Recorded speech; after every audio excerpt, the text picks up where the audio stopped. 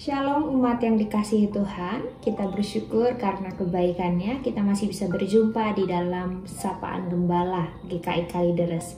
Mari sebelum kita merenungi firman Tuhan, kita satu hati kita berdoa. Allah yang baik, kami bersyukur untuk kehidupan yang masih Tuhan berikan pada kami semua. Dan di dalam rasa syukur ini kami akan merenungi firman Tuhan. Kiranya Roh Kudus-Mu Tuhan memberikan hikmat pada kami semua, agar kami mampu merenungi firman-Mu dengan baik, dan kami juga tergerak untuk melakukan dan menghidupinya. Kami berdoa di dalam Kristus Yesus Sang Firman yang hidup. Amin. Bapak Ibu yang terkasih, firman Tuhan pada hari ini bersama-sama kita akan baca dari Filipi 4 ayat 6 sampai 7. Saya akan bacakannya untuk kita semua.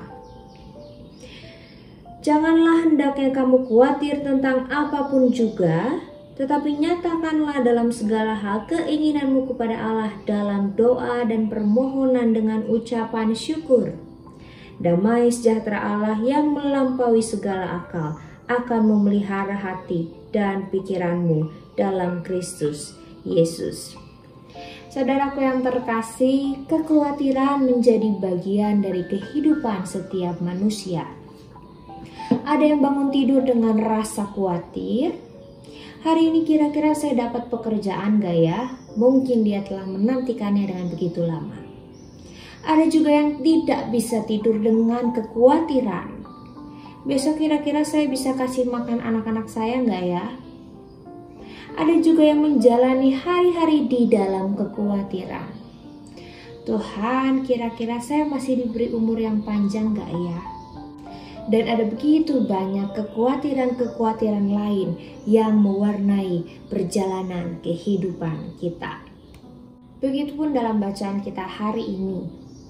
Paulus sadar betul bahwa orang-orang Kristen di Filipi saat itu sedang mengalami kekhawatiran dan kecemasan. Apa yang membuat mereka cemas? Mereka cemas dan gelisah saat mendengar kabar bahwa Paulus dipenjara. Mereka khawatir pewartaan Injil menjadi terhambat karena hal itu. Maka dalam ayat 6, Paulus memberikan nasihat kepada jemaat di Filipi untuk tidak dikuasai oleh kekhawatiran. Memangnya kenapa kita tidak boleh dikuasai oleh rasa khawatir? Karena saat kita dikuasai kekhawatiran dan kecemasan, sebenarnya kita sedang tidak mensyukuri hidup yang diberikan oleh Allah. Dan tidak hanya itu, saat kita khawatir, kita sedang meragukan Allah Sang Pemilik kehidupan kita. Padahal sebagai orang beriman, mestinya kita percaya seutuhnya pada pemeliharaan dan rencana Tuhan di dalam kehidupan kita. Untuk itu Paulus melanjutkan, sebaiknya saat kita sedang khawatir tentang apapun dalam kehidupan ini, naikkanlah doa dan permohonan syukur kepada Allah. Doa menjadi wujud bahwa kita benar-benar merendahkan diri di hadapan Tuhan, mengakui bahwa kita ini rapuh dan terbatas. Untuk itu kita mau berserah sepenuhnya kepada Allah, Sang Pemilik hidup kita. Doa yang disampaikan dengan sungguh-sungguh melahirkan kekuatan. Tentu doa yang dimaksudkan di dalam ayat ini bukan hanya doa yang kita naikkan saat kita sedang dalam kemelut kehidupan, tapi doa ini harus kita biasakan setiap hari, harus kita pelihara setiap hari. Nah, doa yang dilakukan dan dipelihara setiap hari menunjukkan sebuah relasi yang dekat dan hangat dengan Tuhan.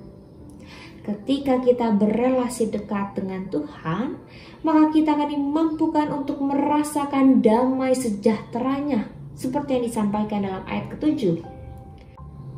Kenapa kita mampu merasakan damai? Sebab kita tahu di dalam kekhawatiran kita, Tuhan berjalan bersama dengan kita. Tuhan menggenggam tangan kita erat dan merangkul kita di dalam kasih dan cintanya. Bapak, Ibu, dan saudaraku yang terkasih, mungkin saat ini ada banyak dari antara kita yang sedang khawatir. Rasa khawatir ini bisa hadir dalam berbagai kondisi kehidupan. Misalnya, saat kita sedang sakit. Kemudian kita menjadi cemas dan khawatir.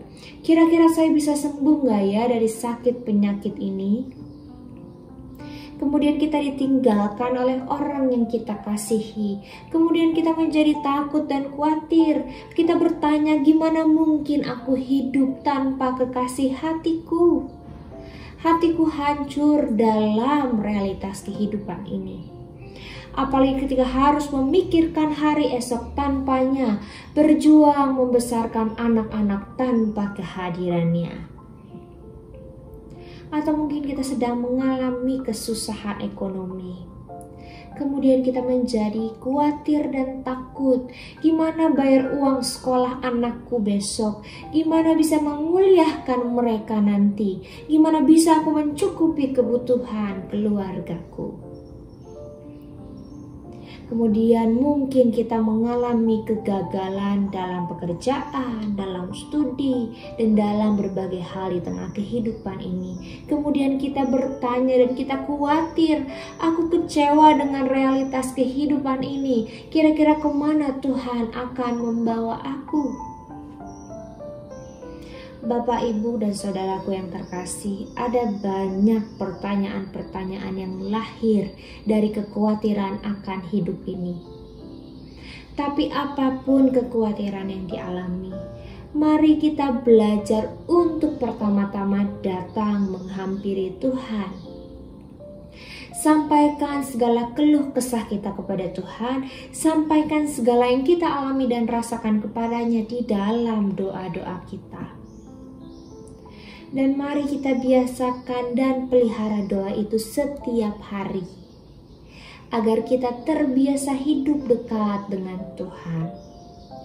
Saat kita hidup dekat dengannya, sekalipun dalam badai kehidupan, kita akan mampu merasakan kedamaian dan kita dimampukan untuk terus berjalan melewati setiap musim kehidupan. Seperti dalam nyanyian PKJ 302. Jangan khawatir, janganlah takut, di dalam Tuhan tiada yang kurang. Jangan khawatir, janganlah takut, Tuhan jaminanmu.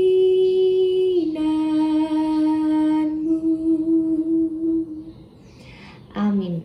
Mari kita berdoa. Tuhan, jaminan kehidupan kami. Kami bersyukur untuk firman-Mu yang mengingatkan kami untuk jangan dikuasai oleh kekhawatiran.